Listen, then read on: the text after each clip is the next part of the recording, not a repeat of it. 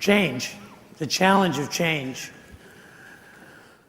We might embrace change, we might resist change, we might deal with change, but the one thing we cannot do is avoid change.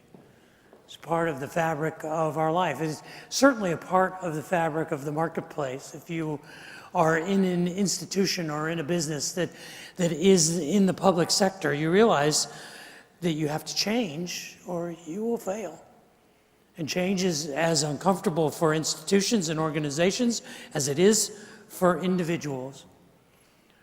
One of the most popular books written in the last 20 years was written in 1998 by a medical doctor. His name is Dr. Spencer Johnson. And he wrote a parable. He wrote a parable about the challenges of change. And the book became so popular that it became part of the American subconscious, part of the American lexicon and zeitgeist. In fact, it created a cliche that, if you are familiar with this book, identifies the challenge of change. It's based on the title of the book. The book is called Who Moved My Cheese? And moving your cheese becomes an analogy for the challenge of change. Dr. Spencer Johnson's book is a story of four characters. It's a parable. Story of two mice named Sniff and Scurry, and two mice-sized human beings named Hem and Haw. In this parable, Sniff and Scurry and Hem and Haw live in a maze, and their life involves searching for cheese in the maze. The two mice are eager to go out and run around the maze, but they do it randomly and haphazardly, and they're always scurrying back and forth looking for cheese. Hem and Haw, being human beings, are much more logical, much more analytical, much more intentional. And they begin to map out the maze. As they learn parts of it, they begin to look evidence of where cheese has once been. And because of their thoroughness and their intentionality, they discover eventually in the maze what they call a cheese station. A place overflowing with cheese, a place where they could live their whole lives and never run out of cheese. Well, Hem and Haw, once they discover this, realize that they never have to go back in the maze again. And so they take off their running shoes and they take off their jogging suits and they begin to get comfortable there in the presence of the cheese. Eventually, rather than going home every day to their families, they move their families into the presence of the cheese. They build homes in the presence of the cheese. In fact, Sniff and Scurry actually show up at the cheese eventually, but there's so much cheese, they don't even worry about it. They share the cheese with everyone. They make their home there. They get completely comfortable in the presence of the cheese. But then one day, they wake up and the cheese is gone. All that is left is crumbs and remnants of the cheese. Well, Sniff and Scurry, being mice, because there's no more cheese, head out, back into the maze, back searching for cheese again. But Hem and Haw, because they had worked so hard to find this cheese, because they never imagined that the cheese would ever end, they begin to analyze, why did the cheese disappear? What happened to the cheese? When is the cheese coming back? If we just wait, if we just do the things that we did that got us here, the cheese will eventually return. But the cheese never does. So it's Haw, one of the two mice-sized human beings, who reluctantly puts on his sneakers and puts on his jogging clothes and begins fearfully to venture out back into the maze, beginning again to search for cheese. But he does it very cautiously, a little bit at a time, always coming back to where the cheese once was to check on it, with Hem being there. And has the cheese returned? No. But he looks and eventually he goes further and further into the maze, and one day he finds himself so far from where the cheese originally was that he's not sure he could get back. So he presses on, and he searches for cheese, and the journey is tough, and the journey is frightening, but eventually he finds another cheese station filled with cheese he had never imagined, and Sniff and Scurry are already there. They had easily discovered it, because they knew how to look for cheese. They knew how to enter into the maze. And the parable ends with Haw sitting among the cheese, hoping that his friend Hem will one day join him, but knowing that he is hemmed in to the way things were always done. The moral of the story of Who Moved My Cheese, the lesson of the parable, is that if you fail to change, you will certainly fail. 5 weeks ago, we began a conversation about the challenges of change and as a guide for thinking about how we handle the changes that face us in everyday life. We've been looking to the ancient wisdom of King Solomon of Israel, and a poem that he penned over 3,000 years ago that is preserved for us in the book of Ecclesiastes, Ecclesiastes chapter 3. Today we come to the 6th verse of that poem, where he says, there is a time to search and a time to give up. There is a time to keep and a time to throw away. Today I want us to wrestle with one of the most difficult challenges of change. How do we know when it is time for us to change? How do we know when it is time for us to change our relationships, to change our lifestyle, to change our location, to change our profession? How do we know when it is either time to stay or time to go? How do we know? How do we know when it's time for us to move our own cheese? But before we talk about that, would you pray with me? Father in heaven, I would ask that the words of my mouth and the meditations of my heart would be pleasing in your sight, that you would use your word spoken by your servant, anointed by your Spirit, to challenge us, not just to handle change well, but to know when it's time for us to change and know when it's not. Pray for that kind of wisdom. And we look to you for it today and in the days to come. For we ask this in Jesus' name. Amen. In the late 1800s, the Underwood Corporation was the world's largest manufacturer of carbon paper. There are many of you here who may not even know what carbon paper is. But carbon paper was a mechanism that you could use to replicate something that you were writing on paper. It could produce multiple copies if you pressed hard enough. And the Underwood Company was the world's leading manufacturer of carbon paper. They had just expanded their business to provide a ribbon for a new machine called a typewriter. And they quickly became the dominant typewriter ribbon producers in the world. But in 1895, the president of the Underwood Corporation, Jonathan Thomas Underwood, met a man named Franz Xaver Wagner, a German immigrant who had a design for a new kind of typewriter. And John Underwood realized right away that this would revolutionize the typewriting business, and he bought the rights to produce what would be called the Underwood typewriter. In 1896, they produced their first typewriter, creatively named Underwood No. 1. Every year, they improved and modified the model and creatively named the successive models, Underwood No. 2, Underwood No. 3, Underwood No. 4. But in 1900, they released breakthrough technology, what would come to be known as Underwood No. 5. It was revolutionary. Most people believe that it was the first modern mechanical typewriter. It operated effortlessly. And in the first 20 years of manufacturing it, the Underwood Typewriter Company became the dominant manufacturer of typewriters in the world. In their first 20 years, they sold 2 million copies of the Underwood No. 5. They built a huge factory in Hartford, Connecticut that was capable of producing a typewriter a minute. 20 years later, by 1939, there had been 5 million Underwood typewriters sold worldwide. They had sold more typewriters than all of the other typewriter manufacturers combined. Over the course of the next 20 years, the technology kept changing, but it was in the 1950s that the invention of the electric typewriter changed the way people experienced typewriters. The Underwood Manufacturing Company, however, was committed to their mechanical typewriters, so that by 1963, their market share had diminished to where they were bought by an electric typewriter company called Olivetti. In October of 1963, less than 100 years after its founding, the Underwood Typewriter Corporation ceased to exist. You can talk to anybody who's under the age of 40, and not only will they have never perhaps even seen an Underwood typewriter, they certainly may not have ever used one. You talk to anybody under the age of 30, and they may not even know what a typewriter is.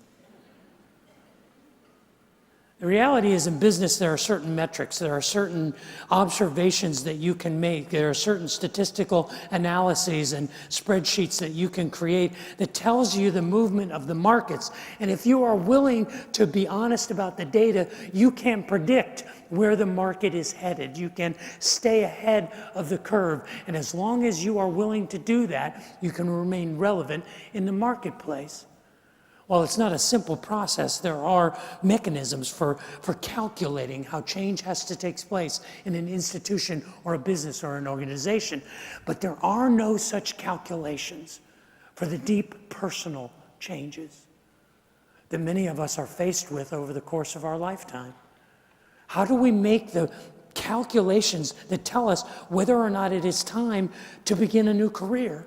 Whether or not it's time to begin a new relationship, whether or not it is time to reaffirm our commitment or to go. These are difficult, heart-wrenching calculations because you can't go by a profit and loss statement. They're emotional and sentimental decisions that involve our memories and our hearts and our desires and our passions. I wish I could tell you today that I had a formula to help you know when it's time to change or when it's time to stay. When it's time to move forward or when it's time to dig in. I wish I could give you seven things, a checklist, that if you go through the checklist, you'll know. But you can't. It's far more complicated, far more mysterious than that. So all I want to do today is give you 2 questions to ask. In Ecclesiastes chapter 3, verse 6, it says, Solomon tells us that there is a time to search and there's a time to give up. There's a time to keep and there's a time to throw away. Now, if you remember 5 weeks ago when we began this conversation about Ecclesiastes chapter 3, I suggested a unique exegetical perspective on the parallelism of Ecclesiastes chapter 3. And I realized many of you fell asleep just while I was saying that sentence. So you may have thought, oh, okay, Dave, you and your scholarly boo-ha about parallelism, who cares? Well, here's where it matters. Because if my theory is correct, then we learn how to keep something and stay rather than change by searching. Because searching is to keeping, as giving up is to throwing away. See, what I want to suggest from my study of Ecclesiastes chapter 3, verse 6, is there are 2 questions we need to ask when we are considering, should I stay or should I go? Should I change or should I dig in? And they have to do with 2 of the words in Ecclesiastes chapter 3, verse 6. And the first one is the word bakash. And we're going to do an old-fashioned word study. Word study is a great way. If you're interested in studying the Bible at a deeper level, you can do a word study. And basically what you do is you find a concordance or you go online and you say, show me every time the word forgive appears in the Bible. And you read through all of the verses where forgiveness or forgiving or forgive is mentioned. And you come away with a biblical theology. You come away with a biblical perspective on these topics. It's a tried and true method of Bible study. We're going to do that for these 2 words. The first one being bakash. And I did the word study for bakash, and I found out that bakash is one of 5 words in the Hebrew language for to seek something or to look at something or to pursue something. But bakash is a unique word because bakash of all of the words is the most mysterious. It is the least cognitive word. Bakash always is used to reflect sort of an inward search, the search of our soul, the search of our hearts, the search of our motives, our purpose, the search of our passions. One of the verses that bakash is used in is Deuteronomy chapter 4, verse 29. It says, if you will bakash, if you will seek the Lord your God. You will find him if you look for him with all your heart and your soul. Then you will find him. And Bakash is this inward journey, this inward search that said, what am I about? What is my best? What are my true passions? What is my purpose? What are these things that I want to define me? 3,000 years ago, that inward search was something that people did regularly. Frankly, in our day, we suck at it. And it's not our fault. It's not our fault that we're terrible at sort of this inward reflection, because we live in an overstimulated, entertainment-addicted, highly distractible culture. We are an ADD culture. You know what ADD is? Attention deficit disorder. And the reality is there's an actual diagnosis where people struggle with squirrel. But as a culture, we are probably the most distracted culture in human history. If you don't believe me, how do you react to these two words? Remote control. When was the last time you sat down in front of a television, turned it on, and never turned the channel until you turned it off? How about never? And we're not just a highly distracted culture, we are a selfish consumeristic culture. We are all about, what does it mean to me? How does it affect me? What is happening for me? When was the last time you saw any advertisement that says what you have is good enough? Just keep it. Newer is not better. When was the last time anybody said that publicly and didn't get shot at? It's ridiculous how addicted we are to change. I don't think we have to be encouraged to consider change. I think we have to be encouraged to evaluating our true commitments. And that's what Bakash is. Bakash is that inward reflection, that recommitment to our commitments, that definition of, is where I am bringing out the best in me? Is what I'm doing, is who I am with bringing out the best in me? And to do a soul search on that. Because here's the first question. If you are wondering, should I stay or should I go? Should I keep or should I give away? Should I move on or should I dig in? Ask yourself this question. What does it cost me? What does it cost me if I stay? And what does it cost me if I go? I've done that. I've put together those lists. I said, here's the pros and the cons. Here's what it will cost me. Here's what is at risk. Here's what is unknown. But here's what I'm losing by staying.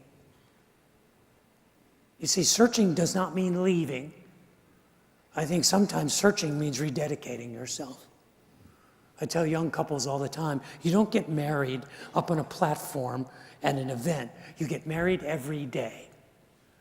Every day you recommit yourself to your commitment. That's what it means to Bakash. That's what it means to search. What is it costing me to stay? And what would it cost me to go? The second word is the word abad.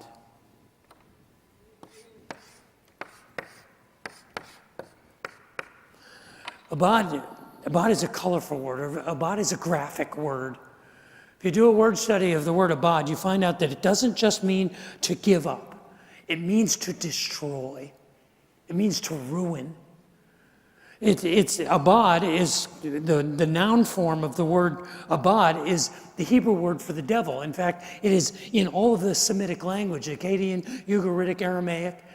The devil is called the Abaddon, which is the destroyer. That's how graphic this word is. There is a time to ruin. In Esther, the book of Esther, the story of Esther, in Esther chapter 4, the Queen Esther says to her friends, I'm going to go before the king, and what I'm going to do is illegal. And I'm risking my life by doing it. And then she says, but if I abad, I abad. If I am destroyed, I'm destroyed. If I perish, I am perished. If I am ruined, I am ruined. She could not have picked a more graphic term to describe the catastrophic cost of throwing something away.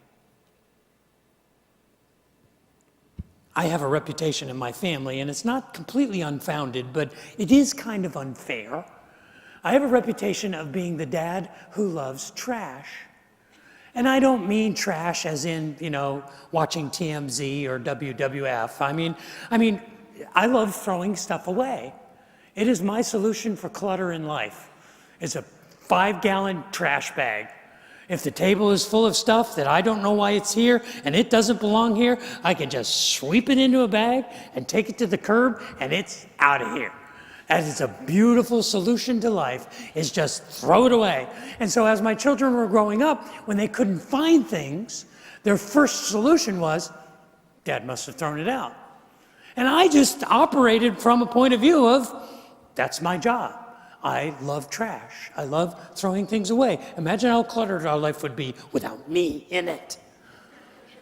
But there were 2 experiences I had when my daughters were little that reminded me of how painful throwing things away can be. The first one was when my daughters were little. They couldn't have been more than, the oldest one was 8. And we were making a trip from Plano to South Padre Island.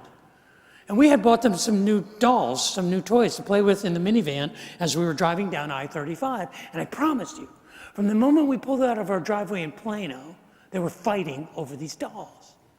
Which one was prettier, which one was theirs, which one they wanted to keep, which one they wanted to trade. They were negotiating and fighting, arguing. I got to Waco, Texas, and I don't know what it was, maybe the glow of Baylor University and Jerusalem and the Brazos. I had a spiritual moment as we were crossing into Waco. And I pulled off of I-35 into a Cracker Barrel there in Waco.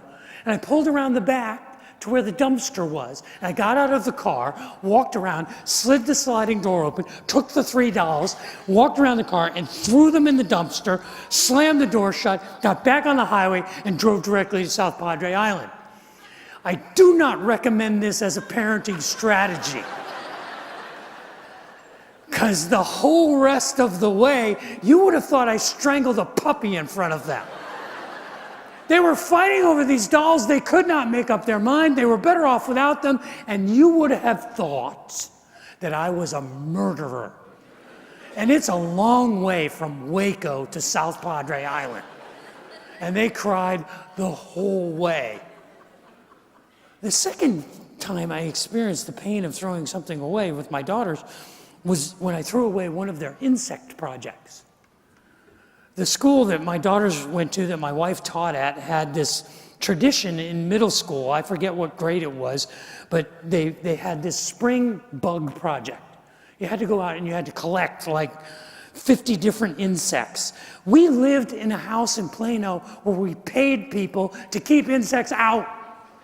And now we had to go scavenger hunt for these insects that I don't even think lived in Plano.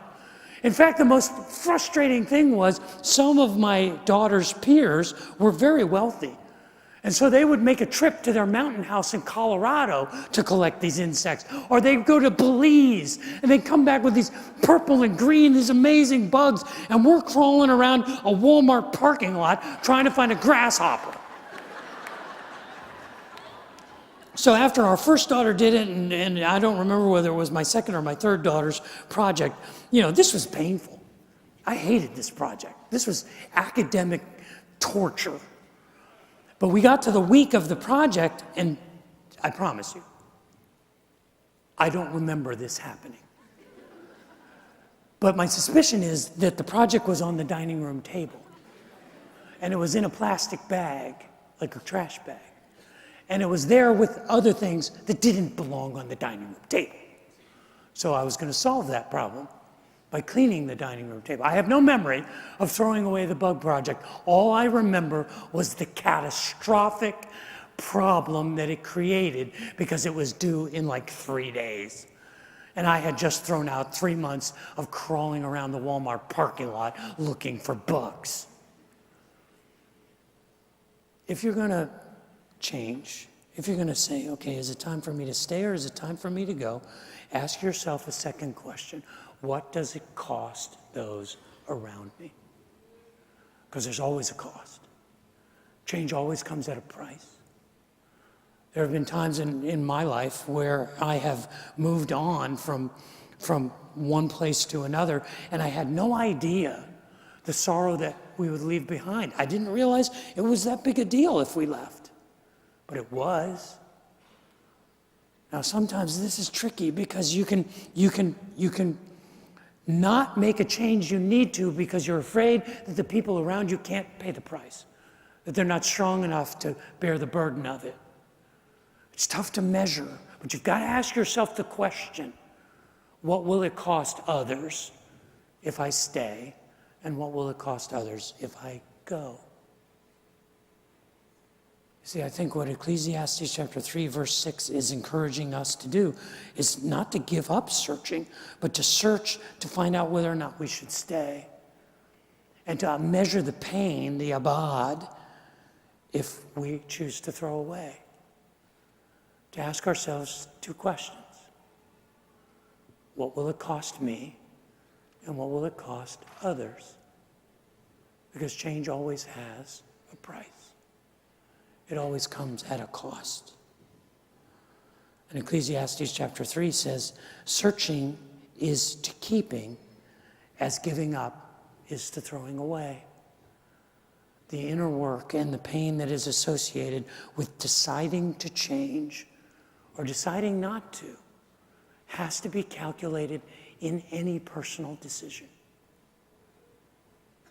I think those of you, most of you, who are involved in corporate America, who are familiar with institutional entropy and the glacial pace that large organizations can grind through change at, are aware of how difficult change is, but you're also aware that it has to happen. Particularly in the marketplace and in the world that we live in that is ever constantly changing. You have to realize that if you're green, you will grow, but when you're ripe, you will rot. Because things are always changing. Do you realize that if you have an iPhone in your pocket, the iPhones have just been around for 10 years? It's just been 10 years that iPhones have been marketed. And imagine how our world has changed. I saw a list online that says these are 10 things that have virtually disappeared in the past 10 years. 10 things that are virtually obsolete today that were part of our daily lives 10 years ago. Number one, answering machines, especially those with those clever, funny messages. Who does that anymore?